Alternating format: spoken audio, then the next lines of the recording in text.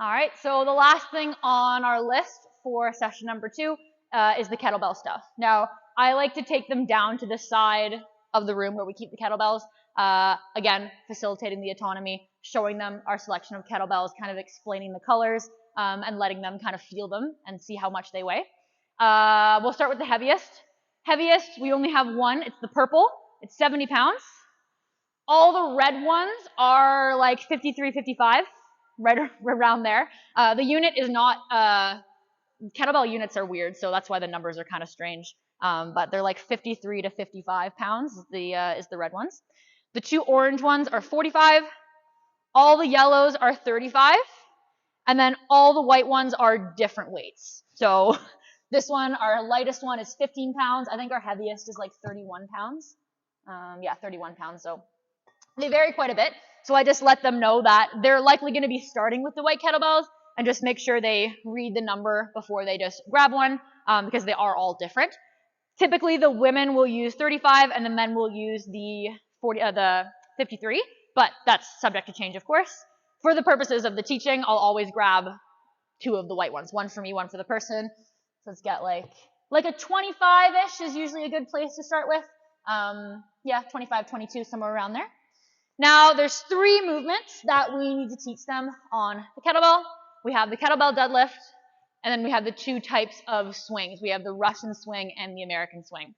So the kettlebell deadlift is a great way to teach like a progression towards the swings because it's all about hip movement. I'll show you from the side here. So for a kettlebell deadlift, you're going to stand right on top of the kettlebell, feet pointed forward. Back stays nice and flat for this. We're bending the knees and hinging at the hips at the same time. So we're kind of dropping ourselves down towards the floor. Important things to watch for here is, of course, the back positioning, making sure there's no rounding, there's no slouching. So chest stays tall, we hinge and we bend down, we grab the weight with both hands, and we stand tall. Hinge and drop. Kettlebell taps to the floor each time. Knees stay pushing out to the sides as well. But really the chest is staying high for this, and we're using a lot of legs. Arms can be relaxed.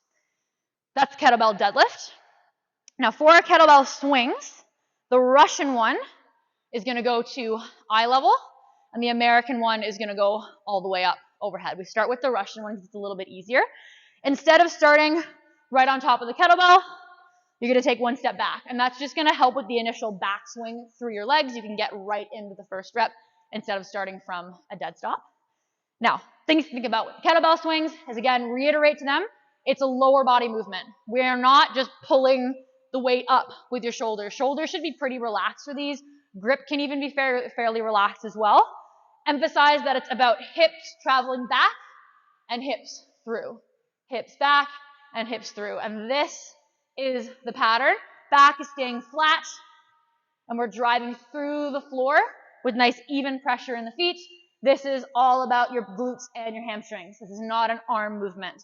Now, when we do our kettlebell swings, we, again, bend and hinge, stick your butt out, grab the weight with both hands, let it come back first, and then power it through.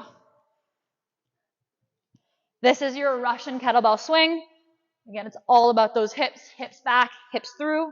We stand tall in the top, and you're following the momentum of the kettlebell. You, as a coach, can very, very easily see when someone is fighting the momentum of the kettlebell because it looks awkward and they're doing way more work than they have to.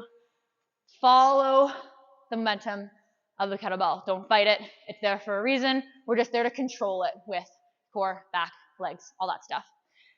The Russian kettlebell swing and the American, very similar. The American just needs a little bit more power because it's going up overhead. Now, this can also be a bit of an intimidating movement for people. So if they're not interested in going overhead, that's fine. But we'd like them to try. Same setup, step back, bend and hinge, through the legs, and then up overhead. And this overhead position is very important, that we're not going to the back too far or letting it flip down on their hands. We need to keep the kettlebell in front of your head. Biceps kind of by your temples-ish. And the weight actually stays just a little bit in front of 180 degrees. Kettlebell overhead. This is your standard kettlebell swing. So in class, if it just says kettlebell swings, this is the standard. If we want Russian, we'll say Russian, but for all intents and purposes, that's a kettlebell swing, is the American kind. Any comments on that, Sam, at all? Perfect. All right.